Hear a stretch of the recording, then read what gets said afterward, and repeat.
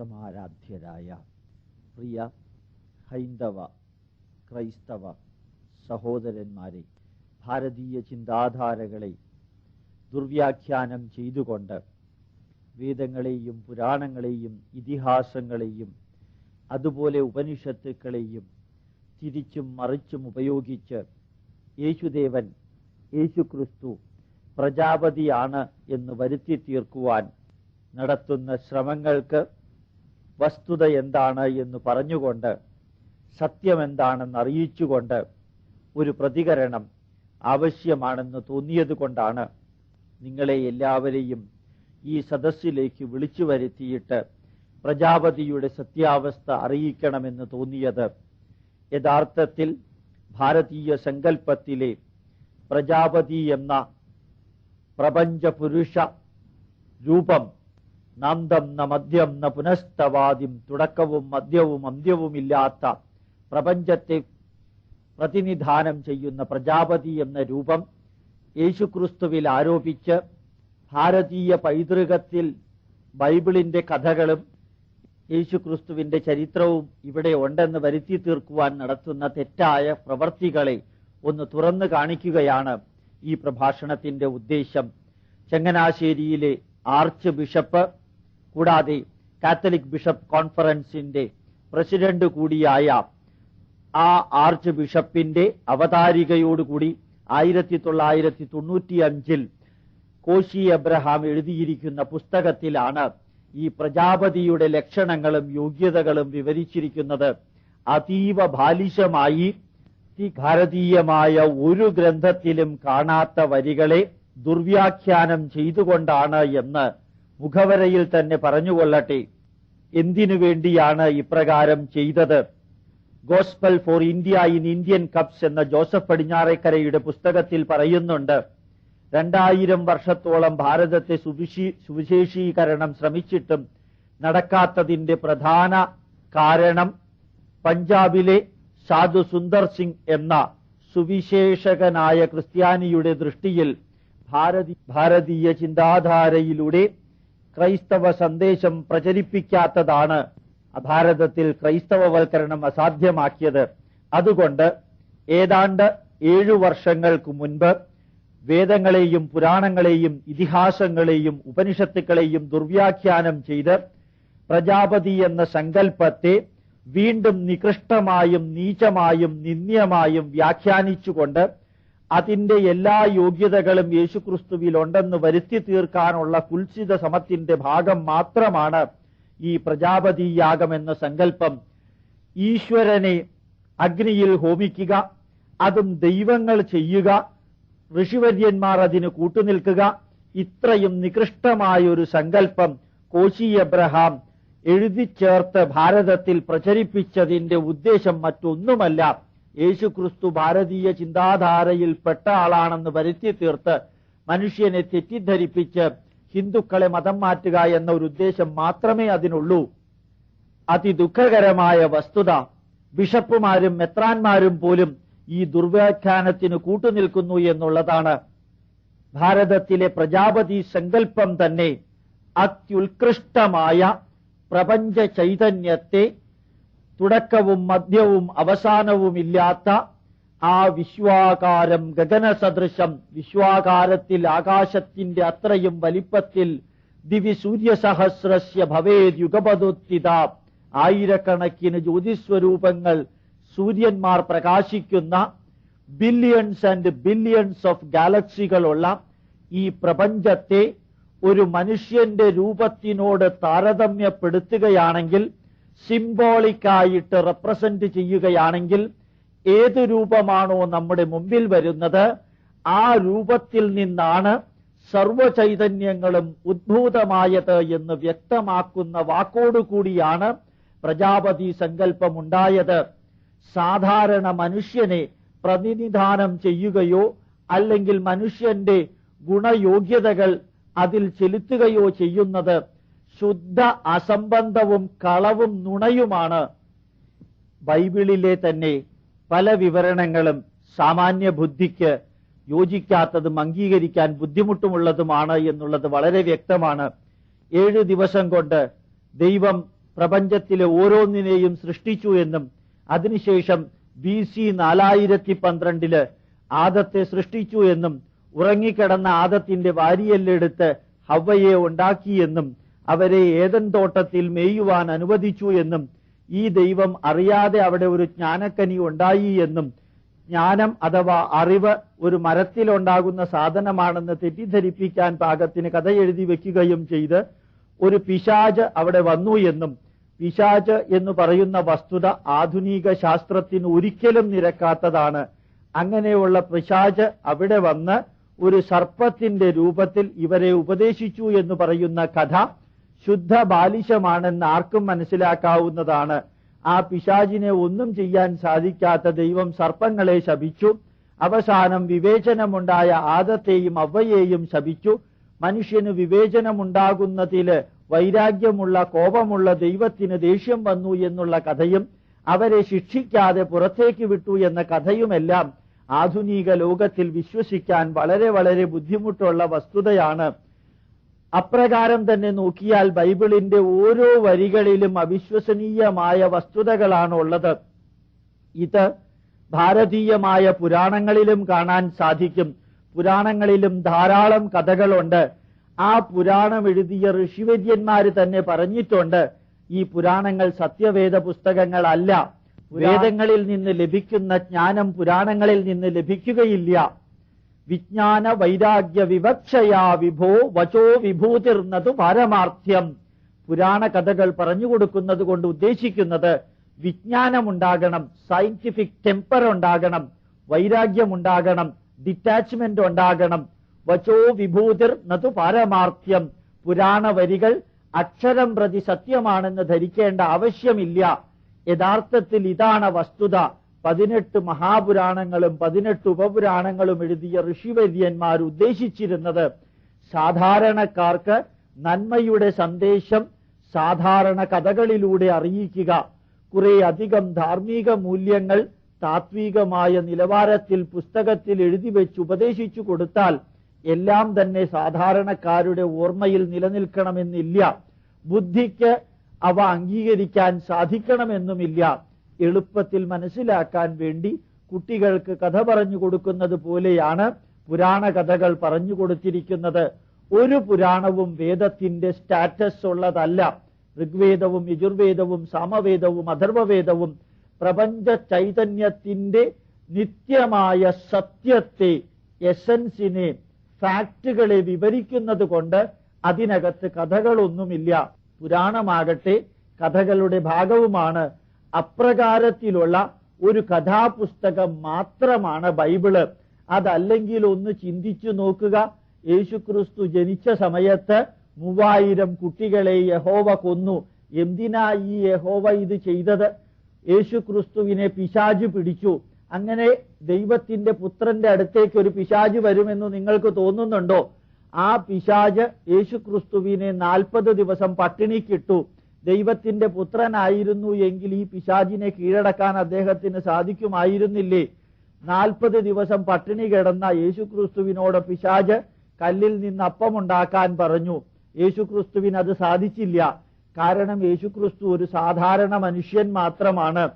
സാധാരണ മനുഷ്യനേക്കാൾ എന്തെങ്കിലും പ്രത്യേകത അദ്ദേഹത്തിനുണ്ട് എന്ന് ആരെങ്കിലും അംഗീകരിക്കണമെന്ന് ഉദ്ദേശിച്ചിട്ടുണ്ടെങ്കിൽ ഒരു പ്രത്യേകത മാത്രമേ ഉള്ളൂ. എല്ലാ മനുഷ്യരും സ്ത്രീ പുരുഷ സംയോഗത്തിലൂടെ ഉണ്ടാകുന്നു. യേശുക്രിസ്തു ശാസ്ത്രത്തിന് വിശ്വസിക്കാൻ പറ്റാത്ത രീതിയിൽ സ്ത്രീയിൽ നിന്ന് താനേ ഉണ്ടാവുകയാണ് ഉണ്ടായത്. അങ്ങനെയുള്ള യേശുക്രിസ്തുവിന് വിശന്ന സമയത്ത് അത്തിമരം പഴം കൊടുത്തില്ല എന്ന ദേഷ്യത്തില് അത്തിമരത്തെ അദ്ദേഹം ശപിക്കുകയും ചെയ്തു. ഇദ്ദേഹത്തിനെ പിശാച് പിടിച്ച് കറക്കിയിട്ട് ഒരു മാളിക മുകളിൽ കൊണ്ട് നിർത്തി. എന്നിട്ട് ചാടാൻ പറഞ്ഞു. അപ്പോഴും അദ്ദേഹം അത് ചെയ്തില്ല. കാരണം യേശുക്രിസ്തുവിന് ഭയമുണ്ട്. സാധാരണ മനുഷ്യന്റെ ഉള്ളിൽ തോന്നുന്ന എല്ലാ വികാര വിചാരങ്ങളും യേശുക്രിസ്തുവിൽ ഉള്ളത് കൊണ്ടാണ് അദ്ദേഹം മലമുകളിൽ നിന്ന് ചാടാത്തത്. യഹോവയാണെങ്കിൽ വൈരാഗ്യമുള്ള ദൈവമാണെന്നും കോപമുള്ള ദൈവമാണെന്നും മനുഷ്യര് ഒരു മഹാസൗധം ഉണ്ടാക്കിയപ്പോൾ തന്റെ അത്രയും ഈ മനുഷ്യര് വളർന്നാലോ എന്ന് ഭയപ്പെടുന്ന ദൈവം അവരെ തമ്മിലടിപ്പിച്ചു കൊന്നു എന്നും ബൈബിളിൽ പറയുന്നു. ഇപ്രകാരമുള്ള കഥയുടെ സമാഹാരമാണ് ബൈബിൾ എന്ന് വ്യക്തമായി മനസ്സിലാക്കാം. കുരിശിൽ തറയ്ക്കുന്നതിന് മുൻപ് എന്തെങ്കിലും അത്ഭുതം കാണിക്കാൻ യേശുക്രിസ്തുവിനോട് പറഞ്ഞപ്പോൾ അത് അദ്ദേഹം ചെയ്തില്ല. കണ്ണ് കെട്ടിയതിനു ശേഷം നിങ്ങളുടെ കണ്ണ് കെട്ടി നിങ്ങളെ ഉപദ്രവിക്കുന്നത് ആരാണെന്ന് പറയാൻ പറഞ്ഞപ്പോൾ അതിനും യേശുക്രിസ്തുവിന് സാധിച്ചില്ല. നീ ദൈവത്തിന്റെ പുത്രനാണെങ്കിൽ കുരിശിൽ നിന്ന് ഇറങ്ങി വരൂ എന്ന് പറഞ്ഞപ്പോൾ അതിനും അദ്ദേഹത്തിന് സാധിച്ചില്ല. വേദന കൊണ്ട് കുരിശിലേക്ക് തറയ്ക്കാൻ പോകുന്ന വേളയിൽ അദ്ദേഹം പറയുകയുണ്ടായിരുന്നു, തന്നെ ഒറ്റിക്കൊടുത്ത ജൂദാസ് ജനിച്ചില്ലായിരുന്നു എങ്കിൽ തനിക്ക് കുറെ കാലവും കൂടി ജീവിക്കാമായിരുന്നു എന്ന് സ്വാഭാവികമായും ഏതൊരു മനുഷ്യനും പറയുന്ന വരി മാത്രമാണ് യേശുക്രിസ്തുവും പറഞ്ഞിരിക്കുന്നത്. കൂടാതെ അദ്ദേഹം തന്നെ മനുഷ്യനെ ഭയന്ന്, മറ്റുള്ളവരെ ഭയന്ന്, രാജാക്കന്മാരെ ഭയന്ന്, നീതിപാലകരെ ഭയന്ന് മരുഭൂമികളിലും മറ്റു ദേശത്തും ഒളിഞ്ഞും പാത്തും നടക്കുകയും ഉണ്ടായി. ഇത് അദ്ദേഹത്തിന് മരണഭയമുണ്ട് എന്നുള്ളതിനെ കുറിച്ചും ശിക്ഷയും വേദനയും അദ്ദേഹം എന്നും വെറുക്കുന്നു എന്നുള്ളതിനെ കുറിച്ചും തെളിവാണ്. അങ്ങനെയുള്ള യേശുക്രിസ്തുവില് ദൈവീകത്വം ആരോപിച്ചതാണ് നിങ്ങൾ. കുരിശിൽ നിന്ന് താഴെ ഇറക്കുന്ന യേശുക്രിസ്തു സ്വാഭാവികമായും മരണപ്പെട്ടിട്ടുണ്ടാവുകയില്ല. ബോധക്ഷയമുണ്ടായി. ബോധക്ഷയമുണ്ടായ വേളയില് അദ്ദേഹത്തിനെ ഒരു കല്ലറയ്ക്കകത്തിട്ടു. അങ്ങനെ കല്ലറയ്ക്കകത്തിട്ട് കുറെ സമയം കഴിയുമ്പോൾ അദ്ദേഹത്തിന് ബോധം തിരിച്ചു കിട്ടിയതിനെയാണ് നിങ്ങളെല്ലാവരും അദ്ദേഹം പുനർജീവിച്ചു എന്നും റിസറക്ഷൻ സംഭവിച്ചു എന്നും പറയുന്നത്. സ്വാഭാവിക ബുദ്ധിക്ക് യോജിക്കാൻ പറ്റാത്ത ബയോകെമിക്കൽ പ്രോസസ്സിൽ മരിച്ചു കഴിഞ്ഞ ഒരു വ്യക്തി എങ്ങനെയാണ് ജീവിക്കുന്നത്?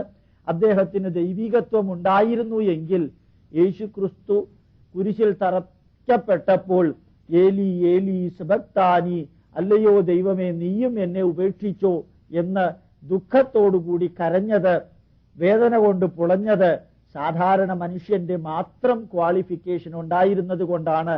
അദ്ദേഹം സ്വയം ബലി കൊടുക്കാൻ വേണ്ടി നിന്നു കൊടുത്തിരുന്നുമില്ല. അദ്ദേഹത്തിനെ പിടിച്ചുകെട്ടി അന്നത്തെ നിയമം ലംഘിച്ചതിന് ശിക്ഷിക്കുക മാത്രമാണ് ചെയ്തത്. ഇത് വസ്തുതയാണ്. യേശുക്രിസ്തുവിന്റെ ഉയർത്തെഴുന്നേൽപ്പ് എന്ന പ്രതിഭാസത്തെക്കുറിച്ച് 4 ശിഷ്യന്മാര് പറയുന്നത് 4 വിധത്തിലാണ്. ഒരു വ്യക്തിയും അദ്ദേഹത്തിന്റെ ഉയർത്തെഴുന്നേൽപ്പ് കണ്ടവരായിട്ടില്ല എന്ന് ബൈബിളിലെ ആ വരി വായിച്ചാൽ നിങ്ങൾക്ക് വ്യക്തമാകും. ഇത്രയും വ്യക്തമായ രീതിയിൽ വസ്തുതാപരമായി ബൈബിളിൽ പറഞ്ഞിരിക്കുന്നതിനെ തന്നെ ദുർവ്യാഖ്യാനം ചെയ്ത് എഴുതിയിരിക്കുന്ന വസ്തുതകളാണ് പലപ്പോഴും തെറ്റിദ്ധരിപ്പിക്കുന്നത്. ഇങ്ങനെ തെറ്റിദ്ധരിപ്പിക്കപ്പെട്ട ഒരു പുസ്തകത്തെ, അല്ലെങ്കിൽ വളച്ചൊടിച്ചിരിക്കുന്ന പുസ്തകത്തെ, കഥകൾ മാത്രം എഴുതിയിരിക്കുന്ന പുസ്തകത്തിലെ യേശുദേവന് പ്രത്യേകതയൊന്നുമില്ല എന്ന് സമർത്ഥിക്കാൻ വേണ്ടിയല്ല ഇത് പറഞ്ഞത്. നല്ല ഋഷിതുല്യനായ ഒരു വ്യക്തി, നല്ല ഉപദേശങ്ങൾ നൽകിയ വ്യക്തി, അന്നത്തെ യാഥാസ്ഥിതികരെ എതിർത്ത ഒരു വ്യക്തി, ഉപനിഷത്തുക്കളിൽ നൽകിയിരിക്കുന്നത് പോലെ ഉപദേശങ്ങൾ നൽകിയിരിക്കുന്ന വ്യക്തി, അന്നത്തെ സമൂഹത്തിലെ അന്യായക്കാരെ എതിർത്തത് കൊണ്ട് അതിൽ സഹിക്കാൻ വയ്യാതെയാണ് മറ്റുള്ളവർ അദ്ദേഹത്തിനെ അന്നത്തെ നിയമമനുസരിച്ച് ആണിയിൽ അടിച്ച് കുരിശിൽ തറച്ചു കൊല്ലുക എന്നുള്ളത് എല്ലാ കള്ളന്മാരെയും കൊള്ളക്കാരെയും ചെയ്തിരുന്ന കാലമായിരുന്നു അത്. യേശുക്രിസ്തുവിന്റെ കൂട്ടത്തിൽ പലരെയും അങ്ങനെ ആണിയടിച്ചു കൊല്ലുകയും ചെയ്തിട്ടുണ്ട്. അങ്ങനെയാണ് യേശുക്രിസ്തുവിനെ ശിക്ഷിച്ചത്. ഒരു നല്ല മനുഷ്യനെ ശിക്ഷിച്ചു എന്നുള്ളതിൽ കവിഞ്ഞ് അദ്ദേഹത്തിന് ദൈവത്തിന്റെ യോഗ്യതയോ ദൈവം അദ്ദേഹത്തിന് ബലി കൊടുത്തു എന്ന വരിയോ ഒന്നും തന്നെ സാമാന്യ ബുദ്ധിക്ക് നിരക്കുന്നതല്ല. അതുകൊണ്ട് മാത്രമാണ് ക്രിസ്ത്യൻ മിഷണറിമാര് ഇത്രയുമധികം ശ്രമിച്ചിട്ടും യൂറോപ്പ് മുഴുവനും പടർന്ന് പന്തലിച്ചിരുന്ന ക്രിസ്ത്യാനിറ്റി ഇന്ന് പൂർണ്ണമായും തിരസ്കരിക്കപ്പെട്ടത്. അമേരിക്കയിലും ഇംഗ്ലണ്ടിലും പള്ളിയിലേക്ക് പോകുന്നവര് പൂർണ്ണമായും അത് നിർത്തിയതിന് കാരണം അത്യന്താധുനിക ശാസ്ത്രം വളർന്നു വികസിച്ച ലോകത്തില് ഇപ്രകാരം ഒരു കഥയ്ക്ക് ഒരു സ്ഥാനവുമില്ല എന്ന് അറിഞ്ഞുകൊണ്ട് തന്നെയാണ്. അതിലെ വരികളിൽ ഒന്നിലും തന്നെ ആധുനിക ശാസ്ത്രത്തിന്റെ അംശം കാണാൻ സാധ്യമല്ല. വിശ്വസനീയമായ ഒന്നും കാണാൻ സാധ്യമല്ല. ഒരു മതത്തിന്റെ പുസ്തകത്തെയോ ഈശ്വര സങ്കല്പത്തെയോ എതിർക്കാൻ വേണ്ടി പറഞ്ഞതല്ല ഇത്. ഇങ്ങനെയുള്ള ഒരു അവസ്ഥയാണ് ലോകമെമ്പാടും എന്നറിയിക്കാൻ വേണ്ടി മാത്രം പറഞ്ഞതാണ്. ഇങ്ങനെയുള്ള അവസ്ഥയില് വേദങ്ങളും പുരാണങ്ങളും ഉപനിഷത്തുക്കളും ഇതിഹാസങ്ങളും പഠിച്ചു വളർന്ന ഭാരതത്തില് ഇപ്രകാരമുള്ള കഥ ആദ്യം വിശ്വസിച്ചു എങ്കിലും സ്വാഭാവികമായും വളരെ ഗഹനമായ പഠനങ്ങളിലൂടെ അവിശ്വസനീയമായി തീരും എന്ന് ഉറപ്പുള്ളത് കൊണ്ടാണ് ഒരു പക്ഷേ മുൻകൂർ ജാമ്യം എന്ന രീതിയിൽ തന്നെ ഭാരതീയ ചിന്താധാരകളിൽ മുഴുവനും യേശുക്രിസ്തു ഉണ്ട് എന്ന് വരുത്തി തീർക്കാൻ കോശി എബ്രഹാമിനെ പോലെയും ജോസഫ് പടിഞ്ഞാറേക്കരയെ പോലെയും ഗമാലിയലിനെ പോലെയും വിജയൻ എന്ന പാതിരിയെ പോലെയും ബെഞ്ചമിൻ എന്ന കാട്ടാക്കടക്കാരനെ പോലെയും ജോർജ് മാത്യു എന്ന മിൽമ ഡോക്ടറിനെ പോലെയും വെറ്റിനറി ഡോക്ടറിനെ പോലെയും പലരും സംസ്കൃതം അറിയാതെ, വസ്തുതകൾ അറിയാതെ, ഭാരതീയ ചിന്താധാരയുടെ അടിസ്ഥാന തത്വങ്ങൾ അറിയാതെ, സംഹിതകൾ എന്തെന്നറിയാതെ അനവധി ഋഷിവര്യന്മാര് വ്യത്യസ്ത കാലഘട്ടങ്ങളിൽ എഴുതിയിരിക്കുന്ന ഭാരതീയ ചിന്താധാരയുടെ പുസ്തകങ്ങളിൽ അവിടെ നിന്നും ഇവിടെ നിന്നും ഓരോ വരികൾ എടുത്ത് മെനഞ്ഞെടുത്ത കഥയെ സപ്പോർട്ട് ചെയ്യാൻ വേണ്ടി അജ്ഞാതരായിരിക്കുന്ന ഹിന്ദുക്കളെ തെറ്റിദ്ധരിപ്പിക്കാൻ പാകത്തിന് പ്രജാപതിയുടെ കഥ കെട്ടിച്ചമച്ചതാണ് എന്ന വസ്തുത തെറ്റാണ് എന്ന് തെളിയിക്കുവാൻ ആരെങ്കിലും മുമ്പോട്ട് വരികയാണെങ്കിൽ ഒരാധുനിക ശാസ്ത്ര വിഷയം കൈകാര്യം ചെയ്യുന്ന ശാസ്ത്രജ്ഞൻ എന്ന രീതിയിൽ ആ വെല്ലുവിളി ഏറ്റെടുക്കാൻ ഞാൻ തയ്യാറാണെന്ന് ഇതിനാൽ അറിയിച്ചു കൊള്ളുന്നു. 18 വർഷം കൊണ്ട് വേദങ്ങളും ബ്രാഹ്മണങ്ങളും ആരണ്യകങ്ങളും ഉപനിഷത്തുക്കളും പഠിക്കുവാനും അവയുടെ അന്തഃസത്ത വസ്തുതാപരമായി അറിയുവാനും ഹൈന്ദവ ജീവിത രീതിയിലും സമഗ്രമായ ഗ്രന്ഥങ്ങളിലും വർത്തിക്കുന്ന ശാസ്ത്രീയ തത്വങ്ങളും അതുപോലെ തന്നെ അതിലടങ്ങിയിരിക്കുന്ന ശാസ്ത്രീയമായ അന്ധവിശ്വാസങ്ങളും ഏതെല്ലാമാണെന്ന് പഠിച്ച് പ്രചരിപ്പിക്കാൻ ദൃഢപ്രതിജ്ഞ എടുത്ത വേളയിൽ ഇപ്രകാരം ഭാരതീയ ചിന്താധാരകളിലെ യേശുക്രിസ്തു ജനിക്കുന്നതിന് സഹസ്രാബ്ദങ്ങൾക്ക് മുൻപ് രചിച്ച പുസ്തകങ്ങളിലെ വരികൾ എടുത്ത് അത് മുഴുവൻ യേശുക്രിസ്തുവാണെന്ന് തെറ്റിദ്ധരിപ്പിക്കുവാൻ വേണ്ടി ചെയ്യുന്ന അധാർമികമായ കർമ്മത്തിനെതിരെ പ്രതികരിച്ചില്ല എങ്കിൽ ഇത്രയും കാലം ഞാൻ പഠിച്ച വേദത്തിന്റെ സത്യാവസ്ഥ എന്റെ നാട്ടുകാർക്ക് പറഞ്ഞു കൊടുക്കുന്നതിൽ ഞാൻ ചെയ്യുന്ന അക്ഷന്തവ്യമായ തെറ്റായിരിക്കും. അപ്രകാരം ഒരു ധാർമ്മിക കർത്തവ്യം ഞാൻ ഏറ്റെടുത്തില്ലെങ്കിൽ സംഭവിക്കുന്നത്. അതുകൊണ്ടാണ് ഞാൻ ഈ കർത്തവ്യം ഏറ്റെടുക്കുന്നത്. പ്രജാപതി എന്ന സങ്കല്പം ഭാരതത്തിൽ യേശുക്രിസ്തുവിനെ സംബന്ധിച്ചിടത്തോളം ഒരു കാരണവശാലും യോജിച്ചതല്ലെന്ന് മാത്രമല്ല, അനവധി ചോദ്യങ്ങൾക്ക് ഉത്തരം പറയേണ്ട ബാധ്യത കൂടി നിങ്ങൾ ഏറ്റെടുക്കേണ്ടി വരും. പ്രജാപതി യേശുക്രിസ്തുവാണെന്ന് പറഞ്ഞാൽ കോശി എബ്രഹാം ഉദ്ധരിച്ചിരിക്കുന്ന പുസ്തകങ്ങളെല്ലാം തന്നെ യേശുക്രിസ്തു ജനിച്ചിട്ടുണ്ടെങ്കിൽ ജനിക്കുന്നതിന് 2000, 3000, 4000, 5000 വർഷങ്ങൾക്ക് മുൻപ് എഴുതിയിരിക്കുന്ന വേദങ്ങളിലെയും ബ്രാഹ്മണങ്ങളിലെയും ഉപനിഷത്തുക്കളിലെയും പുരാണങ്ങളിലെയും ഇതിഹാസങ്ങളിലെയും ഗ്രന്ഥങ്ങളാണ്. ഇവയെല്ലാം വ്യത്യസ്ത കാലഘട്ടത്തിൽ വ്യത്യസ്ത ഋഷിവര്യന്മാർ എഴുതിയിരിക്കുന്നതാണ് എന്ന് ഒരിക്കൽ കൂടി ഞാൻ ഓർമ്മിപ്പിക്കുന്നു. അങ്ങനെ ഓർമ്മിപ്പിക്കേണ്ടി വന്നതിന്റെ കാരണം കുമാരനാശാൻ എഴുതിയ കവിതയുടെ 2 വരിയെടുത്ത്, തകഴി എഴുതിയ നോവലിന്റെ 2 വരിയെടുത്ത്, പ്രേംചന്ദ് എഴുതിയിരിക്കുന്ന കഥയുടെ 2 വരികൾ എടുത്ത്, പാറപ്പുറത്ത് എഴുതിയിരിക്കുന്ന നാടകത്തിന്റെ 2 വരികൾ എടുത്ത് ഇവയെല്ലാം കൂടി ചേർത്ത് ഞാൻ ഉണ്ടാക്കിയ കഥയുടെ ആ കഥാപാത്രത്തെ ന്യായീകരിക്കുന്നു എന്ന് പറഞ്ഞാൽ അതിന്റെ അർത്ഥം എന്താണ്? അതിനേക്കാൾ ശുദ്ധ അസംബന്ധമായിട്ടുള്ള വസ്തുത എന്താണ്?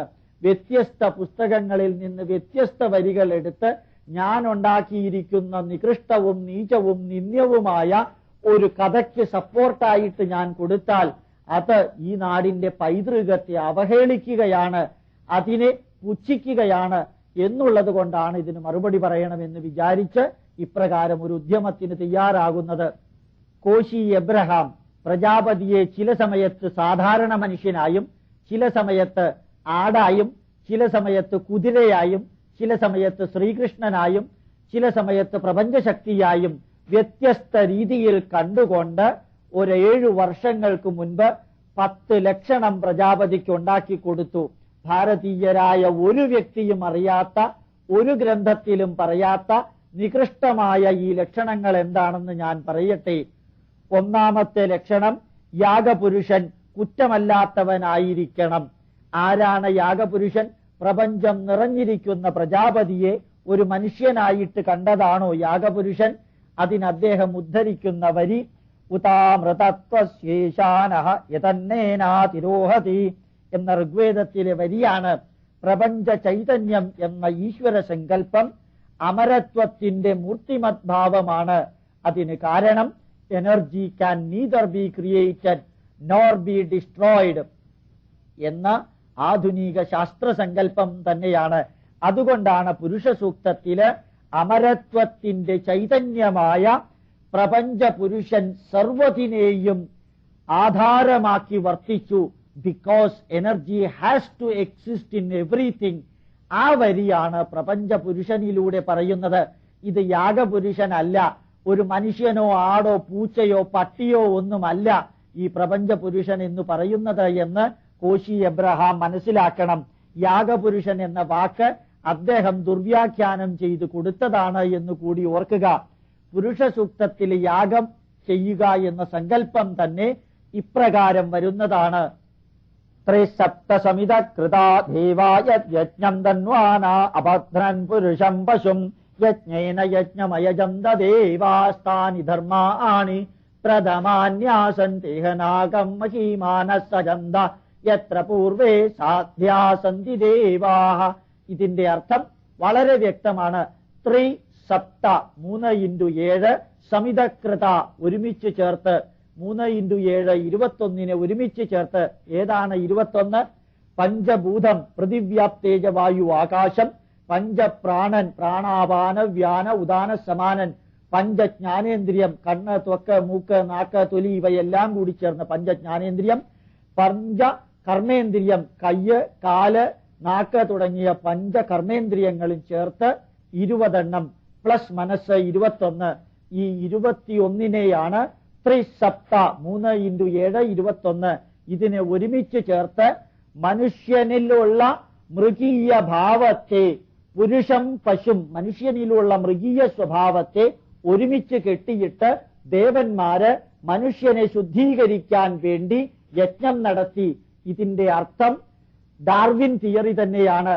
റിഫൈൻഡ് ആയിട്ട് വിവേചന ബുദ്ധിയോടുകൂടി ബുദ്ധിശക്തിയുള്ള, ചിന്തിക്കാൻ കഴിവുള്ള, ഓർമ്മിക്കാൻ കഴിവുള്ള മനുഷ്യനെ പരിണാമ പ്രക്രിയയിൽ സൃഷ്ടിച്ചു എന്ന വാക്കിനെ എടുത്താണ് കോശി എബ്രഹാം യാഗപുരുഷൻ എന്ന വാക്കാക്കി ദുർവ്യാഖ്യാനം ചെയ്ത് നിങ്ങളുടെ മുമ്പിൽ അവതരിപ്പിച്ചത്.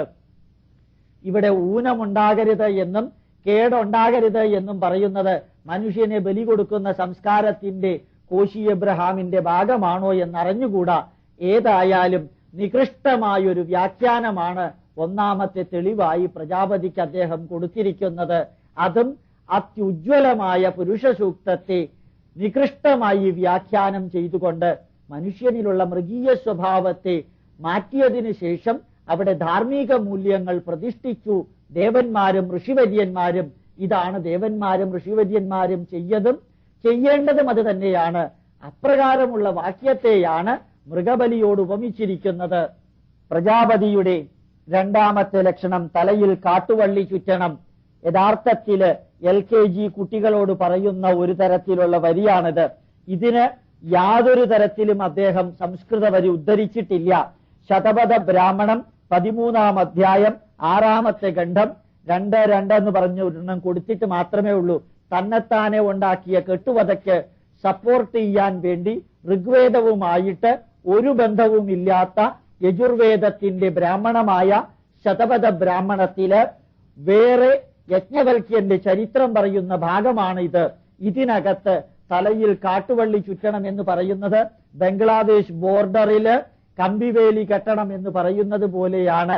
ഇത്രയും നികൃഷ്ടമായി പ്രപഞ്ചം മുഴുവനും നിറഞ്ഞിരിക്കുന്ന ഈശ്വരന്റെ തലയില് കാട്ടുവള്ളി ചുറ്റണം എന്ന് തോന്നിയ വ്യക്തിക്ക് ആരാണ് ഡോക്ടറേറ്റ് കൊടുത്തത് എന്നറിഞ്ഞുകൂടാ. അങ്ങനെ ഒരു ഡോക്ടറേറ്റും വെച്ചുകൊണ്ട് പ്രജാപതിയുടെ തലയിൽ കാട്ടുവള്ളി ചുറ്റാൻ പാകത്തിന് ഹിന്ദു ധർമ്മത്തെ അനുശാസിച്ചവരിൽ നിന്ന് 150 വർഷങ്ങൾക്ക് മുൻപ് മതം മാറിയ ക്രിസ്ത്യാനിക്ക് എങ്ങനെയാ സാധിക്കുക എന്നുള്ളത് അത്ഭുതകരമായി തോന്നുന്നു. ലജ്ജാകരവും കൂടിയാണ് ഈ ലക്ഷണം. ഇങ്ങനെ തലയിൽ കാട്ടുവള്ളി ചുറ്റണം എന്ന ഉദ്ധരിക്കാത്ത സംസ്കൃത വരിക്ക് ട്രാൻസ്ലേഷൻ കോശി എബ്രഹാം കൊടുത്തിരിക്കുന്നത് സാക്ഷാൽ പ്രജാപതിയെ ബലി കഴിക്കുന്നതിന് മുമ്പ് മുള്ളുകൊണ്ട് ഒരു കിരീടം മെടഞ്ഞ് അവന്റെ തലയിൽ വെച്ചു എന്ന് മത്തായിയുടെ സുവിശേഷം 27-29 പറയുന്നു എന്ന വ്യാഖ്യാനമാണ്. ശതപഥ ബ്രാഹ്മണത്തിന് ആദ്യമായി വ്യാഖ്യാനം എഴുതിയത് മത്തായിയാണ് എന്ന് നിങ്ങൾ ഓർത്തുകൊള്ളണം. അല്പം വ്യംഗ്യമായി തന്നെ പറയുകയാണ്, കാരണം പറയാതിരിക്കാൻ നിവൃത്തിയില്ലാത്തത് കൊണ്ട്. പ്രജാപതിയെ സ്വന്തം ജനങ്ങൾ തള്ളിപ്പറയണമെന്നാണ് പ്രജാപതിയുടെ മൂന്നാമത്തെ ലക്ഷണം.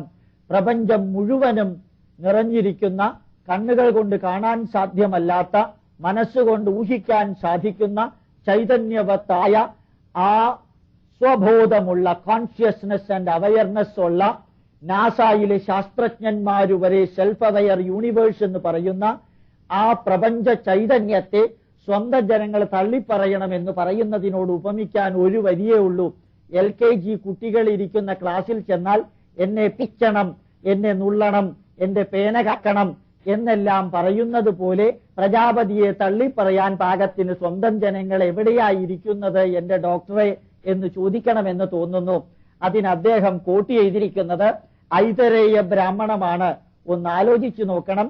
ഋഗ്വേദം എഴുതിയ കാലഘട്ടം കഴിഞ്ഞ്, എത്രയോ കാലഘട്ടം കഴിഞ്ഞ് മറ്റൊരു ഋഷിവര്യനായ മഹീദാസ ഐതരേയൻ വ്യക്തമായിട്ട് ഗൃഹ്യാചാരങ്ങൾ വിവരിക്കുന്ന ഭാഗമായ 2:6 പറഞ്ഞിട്ടുണ്ട് എന്ന് തെറ്റിദ്ധരിപ്പിച്ചിട്ടാണ് ഈ വരികൾ പറഞ്ഞിരിക്കുന്നത്. അൻവേനം മാതാ മന്യത മനുപിത അനുഭ്രാത സഗർഭ്യോ അനുസഖ സയോധ്യ ഇതി ജനിത്രൈരേവൈനം തത്സമനുമതമാലംബതേ. ഇതിന്റെ അർത്ഥം, യഥാർത്ഥത്തില് നല്ല രീതിയിലുള്ള കർമ്മങ്ങൾ നടത്തുമ്പോൾ, യജ്ഞങ്ങൾ നടത്തുമ്പോൾ, പൂജാതി ഗൃഹ്യകർമ്മങ്ങൾ നടത്തുമ്പോൾ തന്റെ അമ്മ, തന്റെ അച്ഛൻ, അമ്മാവൻ, അതുപോലെ അവരുടെ സഹോദരന്മാര്, തന്റെ കൂട്ടത്തിൽ ജനിച്ചവര്, തന്റെ സുഹൃത്തുക്കള്, തന്റെ ഒപ്പം ചരിക്കുന്നവര്, വർത്തിക്കുന്നവര്, മറ്റെല്ലാ ബന്ധുക്കളും കൂട്ടത്തിൽ ഉണ്ടായിരിക്കണം എന്ന് പറഞ്ഞ വരിയെ ദുർവ്യാഖ്യാനം ചെയ്ത് കോശി എബ്രഹാം എഴുതിയിരിക്കുകയാണ്. സ്വന്തം ജനങ്ങൾ തള്ളിപ്പറയണം. ഏത് ഈശ്വരനെയാണ് സ്വന്തം ജനങ്ങൾ തള്ളിപ്പറയുക? അതെവിടെയെങ്കിലും പറഞ്ഞിട്ടുണ്ടെങ്കിൽ യേശുക്രിസ്തുവിനെ കുറിച്ച് അവനവന്റെ ആൾക്കാർ കാലുവാരിയത് മാത്രമാണ്. അവിടെ ഇസ്രായേലിൽ നടന്ന ഈ കാലുവാരലിനെ എന്തിനാണ് ഐതരേയ ബ്രാഹ്മണത്തിലേക്കും ശതപഥ ബ്രാഹ്മണത്തിലേക്കും വലിച്ചഴച്ച് ഈ പവിത്രമായ ഗ്രന്ഥത്തെ മലിനീകരിക്കുന്നത് എന്ന് മനസ്സിലാകുന്നില്ല. പ്രജാപതിയുടെ 4ാമത്തെ ലക്ഷണം, യാഗപുരുഷൻ കഷ്ടതകൾ അനുഭവിക്കണം. ഏതു മനുഷ്യനാണ് ഇങ്ങനെ തോന്നുക ദൈവം കഷ്ടത അനുഭവിക്കണമെന്ന്? ഒരു കാരണവശാലും ബ്രാഹ്മണേഭ്യ ശുഭമസ്തു നിത്യം ലോകാ സമസ്ത സുഖിനോ ഭവന്തു എന്ന് പറഞ്ഞിരിക്കുന്ന, സർവജനങ്ങളും സുഖമായിരിക്കട്ടെ എന്ന് പറഞ്ഞ ഈ ഭാരതത്തില് യാഗപുരോഹിതൻ കഷ്ടതകൾ അനുഭവിക്കണമെന്ന നീചവും നിന്ദ്യവും സാഡിസ്റ്റിക് അപ്രോച്ചോടുകൂടിയ ഒരു ലക്ഷണമുണ്ടാക്കിയ ഇദ്ദേഹത്തിനെ എന്താ പറയുക? യാഗപുരുഷൻ കഷ്ടതകൾ അനുഭവിക്കണമെന്ന നികൃഷ്ടമായ സാഡിസ്റ്റിക് വിഷന് കോശി എബ്രഹാം കൊടുത്തിരിക്കുന്ന വൈദിക വരികള് അത് വീണ്ടും ഋഗ്വേദത്തിൽ നിന്നാണ്, ഐതരേയ ബ്രാഹ്മണത്തിൽ നിന്നല്ല, ശതപഥ ബ്രാഹ്മണത്തിൽ നിന്നല്ല, തികച്ചും വ്യത്യസ്തമായ മറ്റൊരു പുസ്തകത്തിൽ നിന്ന്. ഹയോന വിദ്വാൻ യുജിസ്വയം ധുരി താം വഹാമി പ്രതരണീം അപശ്യാവം നാസ്യാം വശ്മി വിമുചം നാവൃതം പുനർവിദ്വാൻ പദപുര ഏത ഋജുനേഷതി. ഇതിന്റെ അർത്ഥം യാഗപുരുഷൻ കഷ്ടതകൾ അനുഭവിക്കണമെന്നല്ല. പ്രപഞ്ച ചൈതന്യം ഓരോ and every distraction is directly connected with the universal power എന്ന് ചിന്താതീതമായി തന്നെ വ്യക്തമാക്കുന്ന ആധുനിക ശാസ്ത്രത്തിന് അനുയോജ്യമായ ശാശ്വതമായ പ്രപഞ്ചത്തിന്റെ അസ്തിത്വത്തിന് മൂലമായ വരിയാണ് ഋഗ്വേദത്തിലെ 5ാം മണ്ഡലത്തിലെ 46ാമത്തെ അനുവാകത്തിലെ 1ാമത്തെ വരിയിൽ നൽകുന്നത്. അതിൽ യാഗപുരുഷന്റെ പേരോ കഷ്ടതകൾ എന്ന വാക്കോ അത് അദ്ദേഹത്തിന് നികൃഷ്ടമായി ഇങ്ങനെ ട്രീറ്റ് ചെയ്യണമെന്ന് പറയുന്ന ചിന്താധാരയോ അതിനകത്തില്ല എന്ന് ഓരോ ക്രൈസ്തവരും മനസ്സിലാക്കണം. ഏറ്റവും കുറഞ്ഞത് ഋഗ്വേദത്തെ ഇത്രയും നികൃഷ്ടമായ രീതിയിൽ ദുർവ്യാഖ്യാനം ചെയ്തതിന് ഒരു കാരണവശാലും ക്ഷമ അർഹിക്കാത്ത തെറ്റ് ചെയ്തു എന്നെങ്കിലും ഒന്ന് ബോധ്യപ്പെടുത്തണം കോശി എബ്രഹാമിനെ.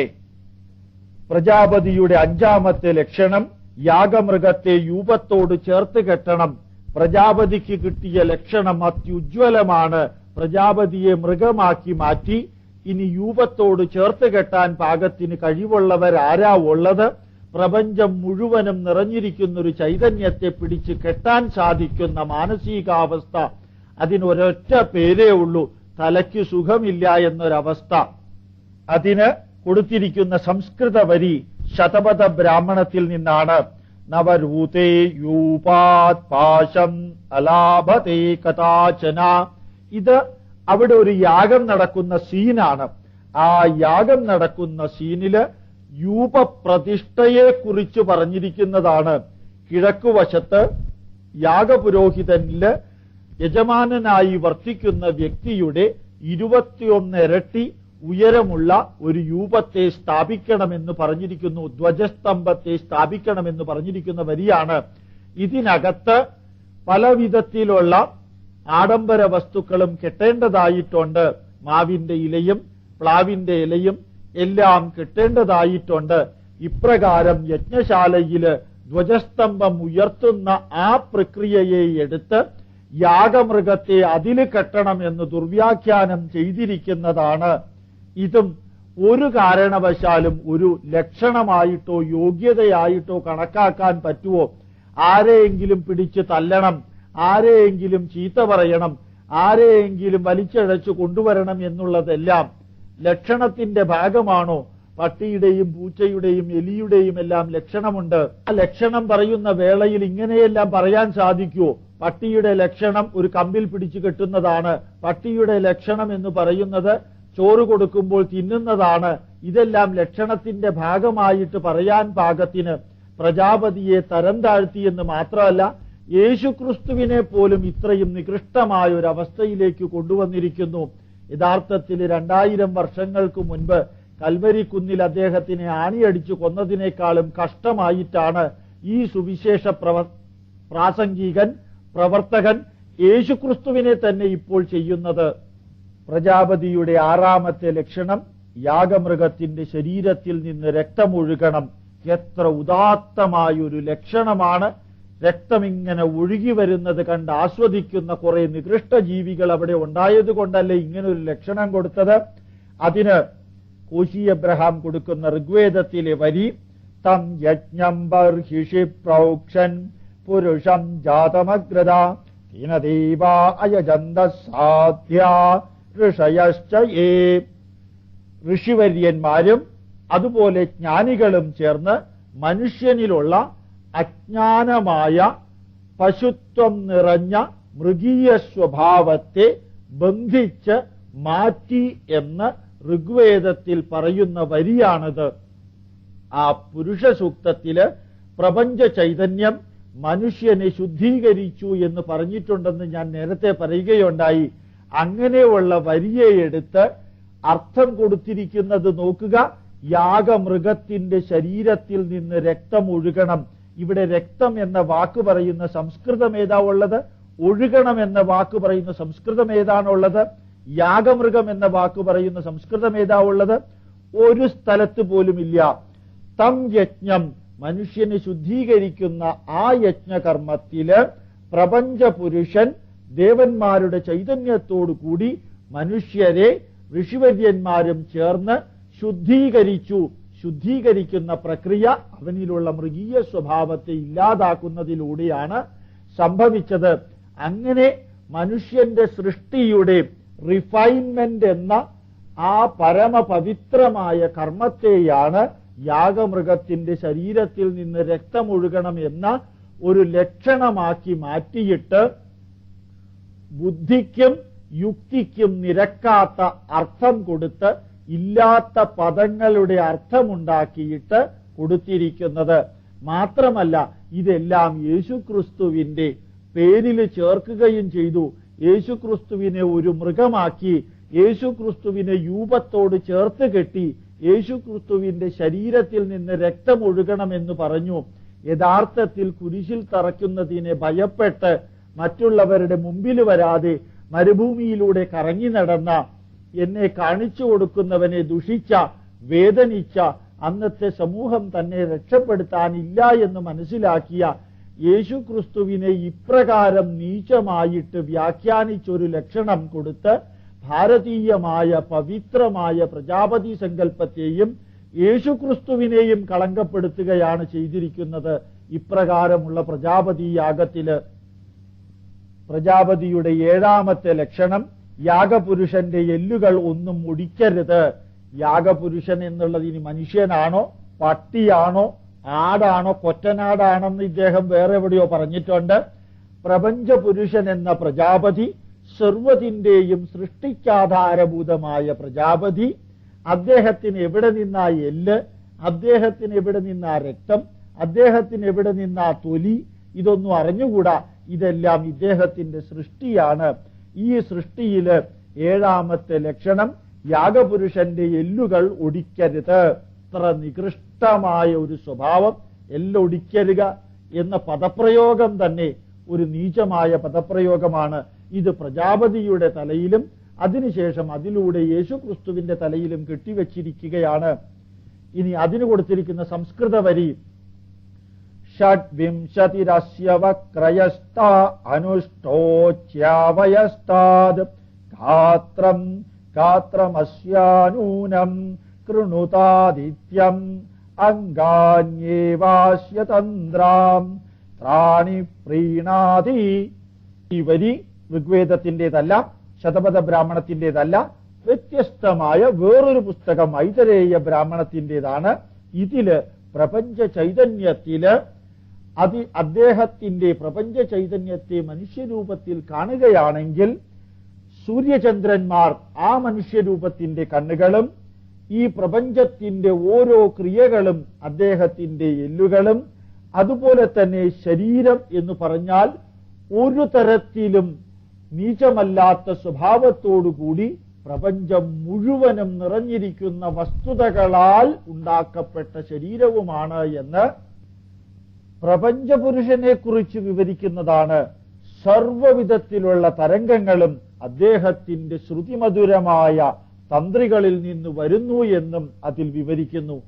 ഈ ഐതരേയ ബ്രാഹ്മണത്തിലെ വിവരണത്തെയാണ് കോശി എബ്രഹാം യാഗപുരുഷന്റെ എല്ലുകളൊന്നും ഒടിക്കരുത് എന്ന് ദുർവ്യാഖ്യാനം ചെയ്തിരിക്കുന്നത്.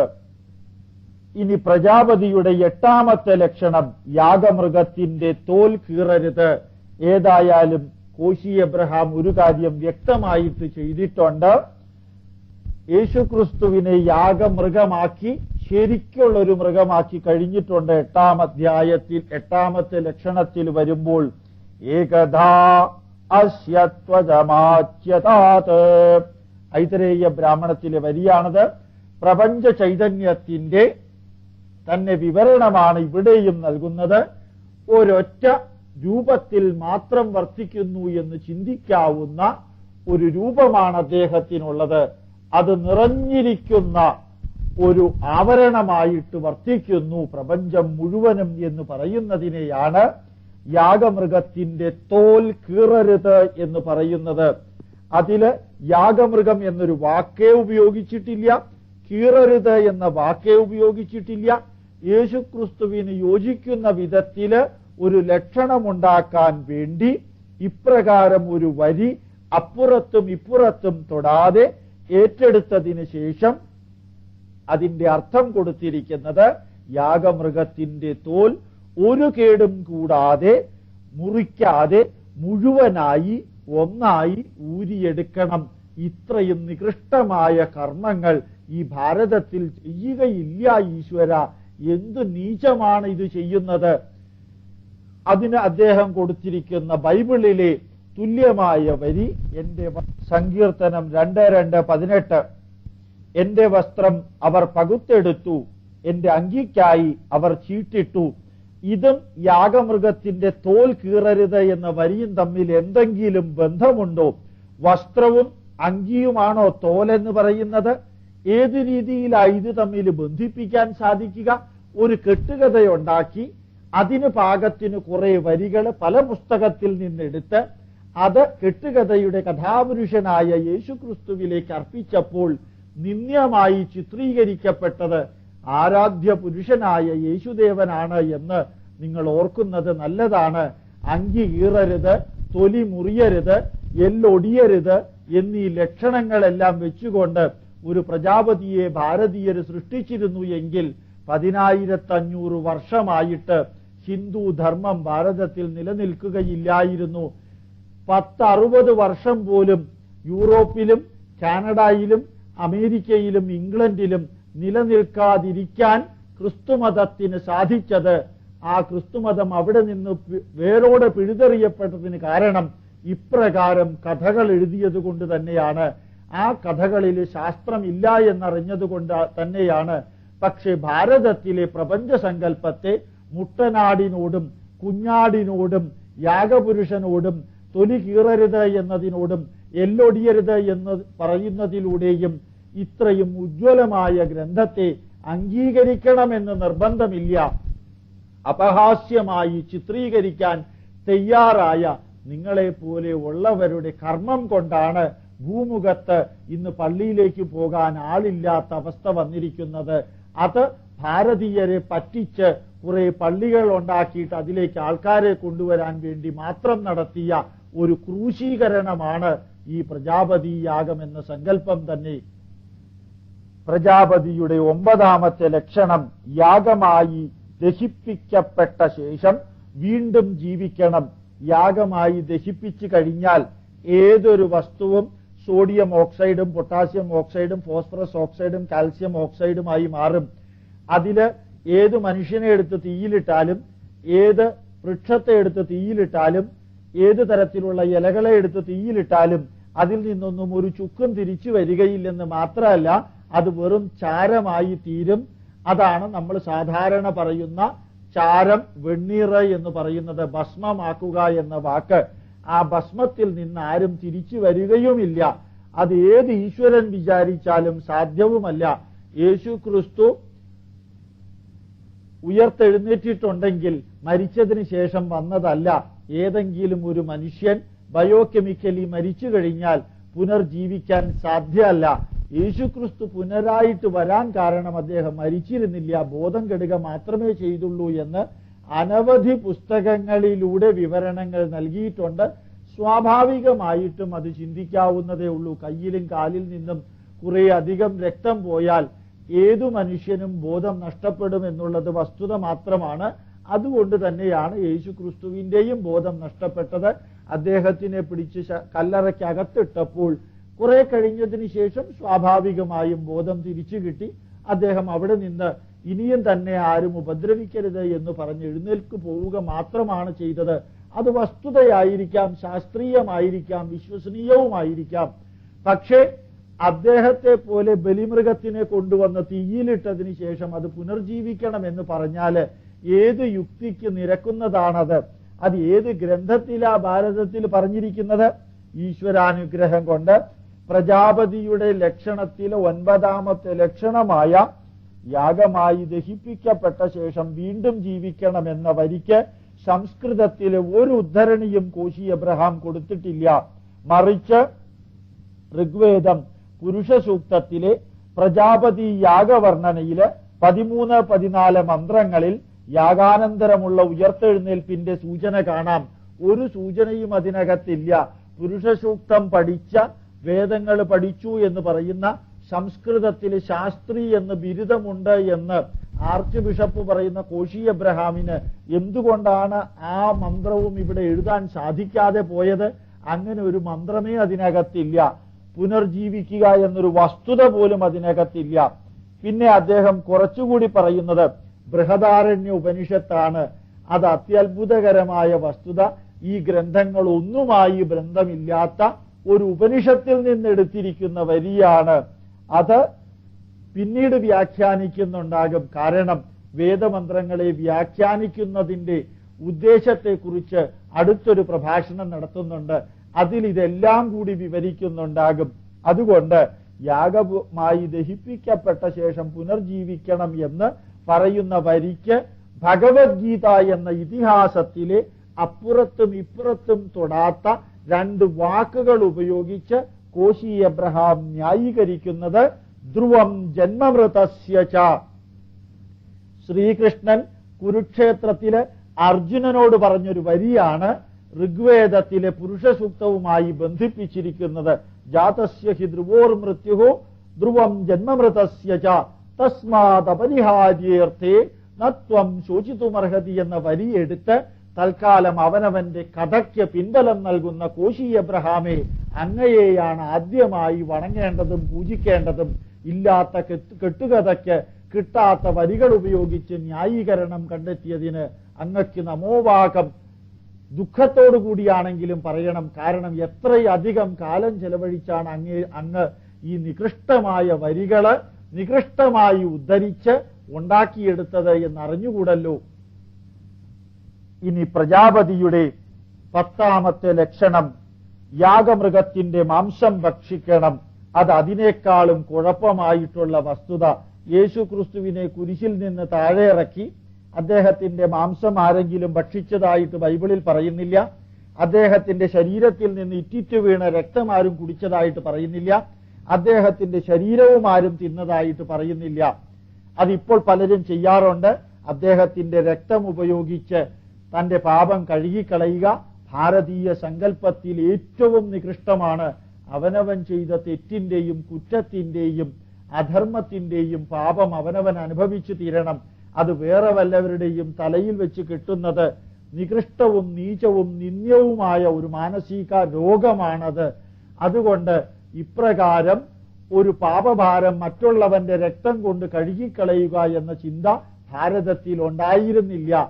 പ്രിയപ്പെട്ട ഈശ്വരീയ സങ്കല്പത്തിലുള്ള ശ്രീകൃഷ്ണന്റെയും ശ്രീരാമന്റെയും ഈശ്വരന്മാരുടെയും ശരീരം തിന്നുക, രക്തം കുടിക്കുക, ഇതെല്ലാം ഒരു തരത്തിലും യുക്തിക്ക് യോജിക്കാത്തതാണ്. ഞാൻ ഏറ്റവും ബഹുമാനിക്കുന്ന എന്റെ അമ്മയുടെ മാതൃദേവോ ഭവ എന്ന് പറയുന്ന എന്റെ അമ്മയുടെ ശരീരം ഞാൻ തിന്നാൽ എങ്ങനെയിരിക്കും? അത് സിംബോളിക്കായി തിന്നാൽ പോലും എങ്ങനെയിരിക്കും? അത്രയും നികൃഷ്ടമായ ഭാവമാണ്. അങ്ങനെ ഒരെണ്ണം പ്രജാപതിയുടെ ലക്ഷണമായി ചേർത്തിട്ടുണ്ട്. മറ്റു പല ലക്ഷണങ്ങളും എടുത്തിരിക്കുന്നത് ഋഗ്വേദം, ശതപഥ ബ്രാഹ്മണം, ഐതരേയ ബ്രാഹ്മണം, ബൃഹദാരണ്യക ഉപനിഷത്ത്, വ്യത്യസ്ത ഗ്രന്ഥങ്ങൾ. ഈ ലക്ഷണം എടുത്തിരിക്കുന്നതാകട്ടെ ഭഗവത്ഗീതയിൽ നിന്ന്. എങ്ങനെയാ ഇതൊരു മനുഷ്യന് സാധിക്കുക? ബുദ്ധിസ്ഥിരതയുള്ള ഒരു മനുഷ്യൻ പല പുസ്തകത്തിൽ നിന്നും എടുത്ത് തന്റെ ദുർവ്യാഖ്യാനത്തെ ന്യായീകരിക്കുന്നു എന്ന് മാത്രമല്ലേ പറയാൻ സാധിക്കുള്ളൂ. അതിന്റെ വരികള്: യജ്ഞശിഷ്ടാമൃതഭുജോ യാന്തി ബ്രഹ്മസനാതനം. ഭഗവത്ഗീത 4-ാം അധ്യായം 31-ാമത്തെ വരിയില് പ്രപഞ്ച ചൈതന്യത്തിന്റെ ബയോകെമിക്കൽ പ്രോസസിന്റെ ഭാഗമായിട്ട് നടക്കുന്നതായ സൃഷ്ടി ഡോക്ടർ സിറിൽ പൊന്നമ്പെരുമായി എന്ന നോബൽ ശാസ്ത്രത്തിന് പേരിനർഹനായ വ്യക്തി ഈ പ്രപഞ്ച സൃഷ്ടിയെക്കുറിച്ച് പറഞ്ഞിരിക്കുന്നത് ഭഗവത്ഗീതയിലെ വിശ്വാകാരം എന്ന വിശ്വരൂപ ദർശന യോഗാധ്യായത്തിൽ നിന്ന് എടുത്തു തന്നെയാണ്. ആ പ്രപഞ്ച ചൈതന്യത്തിന്റെ manipulation because of the lightning, because of the thunder, because of the heat energy, because of the water, hydrostatic force എല്ലാം ഉപയോഗിച്ച് കാർബണും ഹൈഡ്രജനും നൈട്രജനും ഒരുമിച്ച് ചേർന്ന് പ്രോട്ടീൻ മോളിക്യൂളുകളും പ്രോട്ടീനുകൾ ഒരുമിച്ച് ചേർന്ന് പോളിപെപ്റ്റൈഡുകൾ ഒരുമിച്ച് ചേർന്ന് വൈറസും അവയുടെ പരിണാമത്തിലൂടെ ബാക്ടീരിയയും അമീബായും ഉണ്ടായി എന്ന ആ സിദ്ധാന്തം പറയുമ്പോൾ ആ പ്രപഞ്ചത്തിലെ സർവ്വതും സൃഷ്ടിച്ചത് പ്രപഞ്ച ചൈതന്യത്തിന്റെ ഇപ്രകാരമുള്ള ബയോകെമിക്കൽ യജ്ഞത്തിലൂടെയാണ്. ആ യജ്ഞത്തിലൂടെ ലഭിച്ച സാധനങ്ങളാണ് മനുഷ്യൻ ആഹാരമായിട്ട് ഉപയോഗിക്കുന്നത് എന്ന് അത്യധികം ശാസ്ത്രീയമായിട്ട് ഭഗവത്ഗീതയില് ശ്രീകൃഷ്ണൻ പറഞ്ഞ വരിയെയാണ് ദുർവ്യാഖ്യാനം ചെയ്ത് യാഗമൃഗത്തിന്റെ മാംസം ഭക്ഷിക്കണമെന്ന നികൃഷ്ടമായൊരു വ്യാഖ്യാനം കൊടുത്തത്. അതിന് അദ്ദേഹം കൊടുത്തിരിക്കുന്ന അർത്ഥം അതേപോലെ വായിക്കാം. യാഗമൃഗത്തിന്റെ അവശിഷ്ടമായ മാംസം ഭക്ഷിക്കുന്നവൻ പരമാത്മാവിൽ ചെന്നു ചേർന്ന് നിത്യത അനുഭവിക്കുന്നു.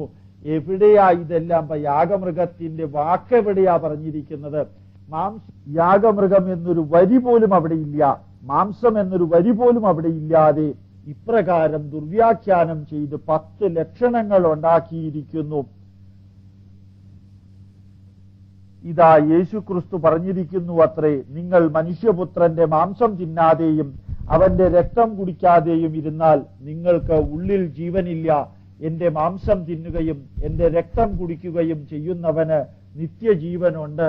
ഒരു ദൈവവും ഒരു ദൈവപുത്രനും ലോകത്തിൽ ഒരു കാരണവശാലും പറയാൻ പാടില്ലാത്തൊരു വരിയാണ്. സത്യത്തില് ഈ വരിയുടെ അർത്ഥം അമേരിക്കയിലെ fact finding society of Christianity എന്നൊരു സംഘടന കണ്ടുപിടിച്ചിട്ടുണ്ട്. 1450 വരികള് ബൈബിളില് യേശുക്രിസ്തു പറഞ്ഞു എന്ന് പറഞ്ഞ് ചേർത്തിട്ടുണ്ട്. അവര് ഗവേഷണം നടത്തി പറഞ്ഞത് യേശുക്രിസ്തു പറയാൻ സാധ്യതയുള്ളത് 420 വരികൾ മാത്രമാണ്. ബാക്കിയുള്ളതെല്ലാം യേശുക്രിസ്തു പറഞ്ഞു എന്ന് വരുത്തി തീർത്ത് ബൈബിളിൽ എഴുതി ചേർത്തതാണ്. അല്ലാതെ യേശുക്രിസ്തു അത് പറയില്ല. ഏതെങ്കിലും ഒരു മനുഷ്യൻ, സ്വബോധമുള്ള മനുഷ്യന് പറയാൻ സാധിക്കുമോ മനുഷ്യനെ തിന്നണം, മനുഷ്യന്റെ രക്തം കുടിക്കണം എന്നെല്ലാം? ഒരു കാരണവശാലും സാധിക്കുകയില്ല. അന്ധവിശ്വാസം എന്ന് മാത്രമല്ല, പ്രാകൃതം എന്ന് മാത്രമല്ല, നികൃഷ്ടമായൊരു ആഹ്വാനമാണ് അത് ചെയ്തിരിക്കുന്നത്. ഇനി അഥവാ അത് ശരിക്ക് ചെയ്തിട്ടുണ്ടെങ്കിൽ ചെയ്യേണ്ടത് ഗോതമ്പുണ്ടയും വീഞ്ഞും കഴിക്കുകയൊന്നുമല്ല, ശരീരം തന്നെ തിന്നുകയും രക്തം തന്നെ കുടിക്കുകയുമാണ് ചെയ്യേണ്ടത്. കാരണം എല്ലാത്തിനും താരതമ്യം ചെയ്ത് അവസാനിപ്പിക്കാൻ സാധ്യമല്ലല്ലോ. ഇപ്രകാരം 10 വ്യത്യസ്തമായ ഗ്രന്ഥങ്ങളിൽ നിന്നെടുത്ത 10 വരികള് തലങ്ങും വിലങ്ങും തുടക്കവും അവസാനവും പറയാതെ അവനവൻ മെനഞ്ഞെടുത്ത കഥയ്ക്ക് സപ്പോർട്ടിംഗ് ആയിക്കൊണ്ട് കുറെ വരികളെടുത്ത് അവനവന് തോന്നിയ രീതിയിലുള്ള അർത്ഥം കൊടുത്ത് ഇല്ലാത്ത പദങ്ങളുടെ വ്യാഖ്യാനം കൊടുത്ത് എഴുതിയിരിക്കുന്ന ഈ പുസ്തകത്തിന് കോശി എബ്രഹാം പറയുന്നത് അദ്ദേഹത്തിന് ആവേശം നൽകിയത് ലൈറ്റ് വൈയാകരണ മഹോപാധ്യായ ശ്രീ കെ വാസുദേവൻ നായർ, പ്രിൻസിപ്പാൾ, പൗരസ്ത്യ കലാലയം എന്നാണ്.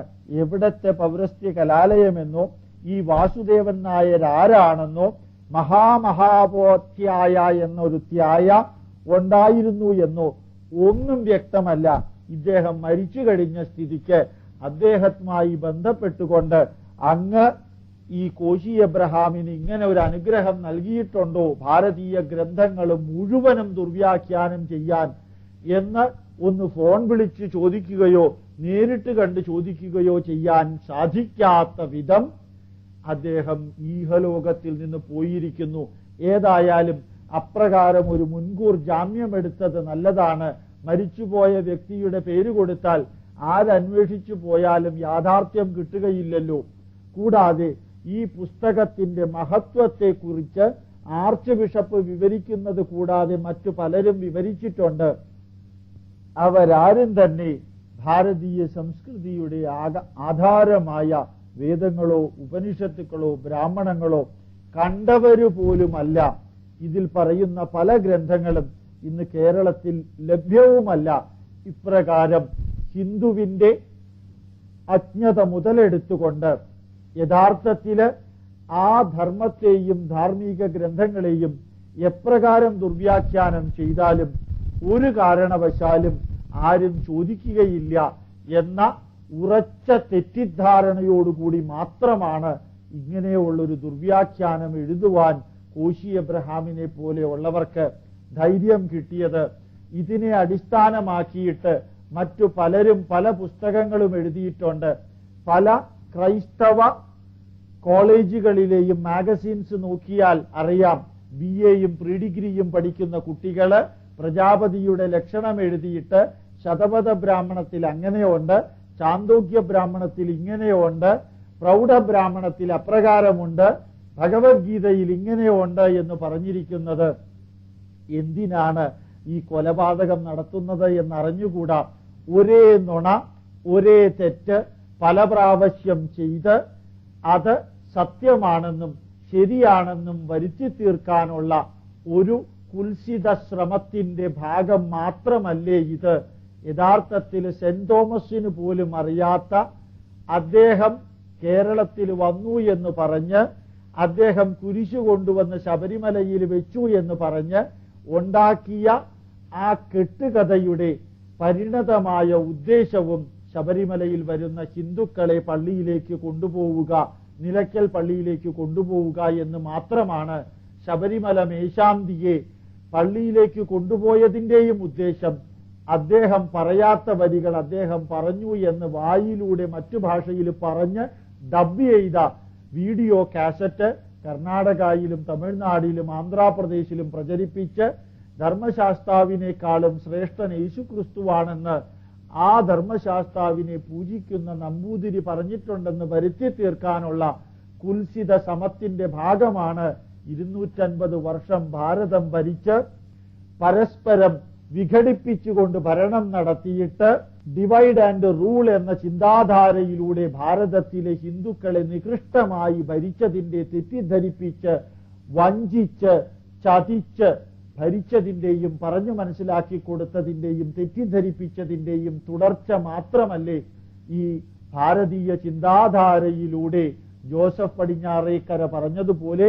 ഇന്ത്യക്കാർക്ക് പാശ്ചാത്യമായ ഭാരതീയ ചിന്താധാര ഒരു കാരണവശാലും അംഗീകരിക്കാൻ സാധിക്കാത്ത ബൈബിളിലെ കഥകള് ഭാരതീയ ഗ്രന്ഥങ്ങളിലൂടെ പറഞ്ഞുകൊടുത്ത് തെറ്റിദ്ധരിപ്പിച്ച് മതം മാറ്റുക, ക്രിസ്ത്യാനികളുടെ എണ്ണം കൂട്ടുക എന്ന ഒരൊറ്റ ലക്ഷ്യം വെച്ചുകൊണ്ടാണ് ഇത്രയും അധികം പണിപ്പെട്ട് ഭാരതീയമായ എല്ലാം അത് ബൈബിളിനെ കുറിച്ച് സൂചിപ്പിക്കുന്നുണ്ടെന്ന് പറഞ്ഞ് പരസ്പരം വിരുദ്ധങ്ങളായ വരികളെടുത്ത് ലാഘവത്തോടുകൂടി അവയെ വളരെ ശ്രേഷ്ഠമാണെന്ന് വരുത്തി തീർക്കാവുന്ന രീതിയിൽ പ്രദർശിപ്പിച്ച് സംസ്കൃത വരികൾക്ക് ബൈബിളിലെ വരികൾ വ്യാഖ്യാനമായി കൊടുത്തുകൊണ്ട് ഒരു പ്രത്യേക രീതിയിലുള്ള ക്രൂരകൃത്യം ചെയ്തിരിക്കുന്നതിന്റെ ഉദ്ദേശം വളരെ വ്യക്തമാണ്. ഭാരതീയമായ ഗ്രന്ഥങ്ങളെ ദുർവ്യാഖ്യാനം ചെയ്ത് ഹിന്ദുക്കളെ കഴിഞ്ഞ 2000 വർഷമായിട്ട് മതം മാറ്റാൻ പറ്റാത്തതിന്റെ കാരണം ഭാരതീയ സംസ്കൃതി സനാതനമാണ്, അത് എളുപ്പത്തിൽ മാറ്റാൻ സാധ്യമല്ലാത്തതാണെന്ന് അറിഞ്ഞുകൊണ്ട് ആ വിഷം അതിനകത്തുകൂടെ കൊടുത്താൽ കുടുംബത്തിനകത്ത് കയറി കുടുംബഛിദ്രമുണ്ടാക്കുക എന്നതുപോലെ ഈ ഭാരതീയ ഗ്രന്ഥങ്ങളുടെ അകത്ത് ഇപ്രകാരം ബിബ്ലിക്കൽ വിഷയങ്ങൾ പറയുന്നുണ്ട് എന്ന് വരുത്തി തീർത്ത് തെറ്റിദ്ധരിപ്പിച്ച് അവരെ അന്ധവിശ്വാസത്തിന്റെ വഴികളിലൂടെ കൊണ്ടുപോയി മതം മാറ്റാനുള്ള ഈ പന്ഥാവ് തെറ്റാണ്. സത്യമേവ ജയതേ എന്ന ഭാരതത്തില് ഒരിക്കൽ ജനങ്ങൾ സത്യം തിരിച്ചറിയുമ്പോൾ അവർക്ക് അബദ്ധം പറ്റിയതായി മനസ്സിലാക്കി അവര് ഈ നിങ്ങളുടെ ചിന്താധാര ഉപേക്ഷിച്ച് തിരിച്ചു വരും. 10,000 തിരിച്ചു വരുന്നുണ്ട്. അതുകൊണ്ട് നുണ പ്രചരിപ്പിച്ച് കള്ളത്തരം പ്രചരിപ്പിച്ച് മതം മാറ്റത്തിനു വേണ്ടി ശ്രമിക്കരുതേ എന്ന് മാത്രം അപേക്ഷിക്കുന്നു.